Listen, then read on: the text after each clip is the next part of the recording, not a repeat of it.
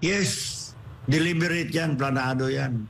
And then, alam nila si Chairman Normie Suarez at saka si former President Duterte, they are just like brothers.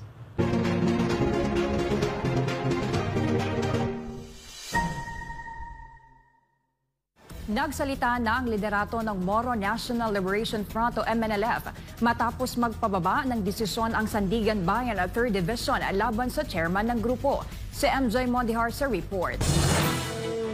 Inendorso ni Moro National Liberation Front o MNLF Chairman Nur Miswari si Pangulong Bongbong Marcos Jr. para presidente ng 2022 elections. Crucial ang show of support ni Miswari kay nooy BBM dahil sa mga mapait na karanasan nito sa kanyang ama na si dating Pangulong Ferdinand E. Marcos Sr. noong panahon ng martial law. Umabot pa nga sa punto na sinabi ni Miswari noong 2022 na hindi maaring manahin ng anak ang kasalanan ng tatay. Kaya suportado ng MNLF ang unit team nila BBM at Vice President Sara Duterte. Ngunit sa termino ng presidenteng kanyang sinuportahan ay inilabas ng Sandigan Bayan 3rd Division ang conviction nito sa kasong graft. Ang reklamo ay may kinalaman sa termino noon ni Miswari bilang ARMM Governor taong 2000 at 2001.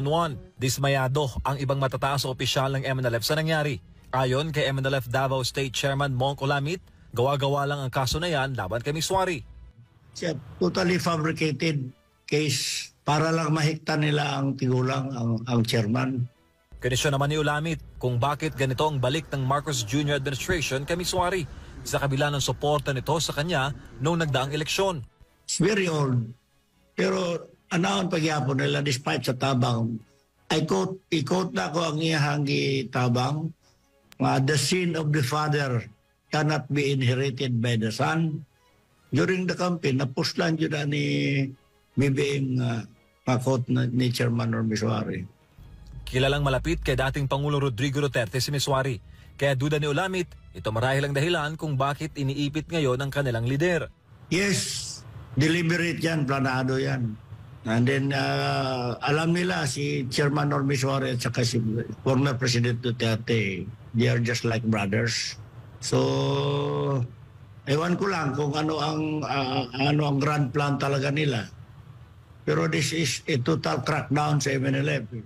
Kinundi na naman ni Olamit ang ginawa ng Administrasyong Marcos sa MNLF leader at galit raw ang mga tao nila sa ground sa nangyari. Tawag nila kay Pangulong Marcos Jr. Talagang traidor talaga ito na government. Wala silang, hindi talaga sincere itong kapayapaan na. Hindi pa nila makausap ngayon si Chairman Nur. Magpapatawag naman ng meeting ang liderato ng MNLF para pag-usapan ang susunod nilang hakbang. Balak naman nila magsagawa ng kilos protesta sa Davao City para ipaabot sa national government ang kanilang pagkundina.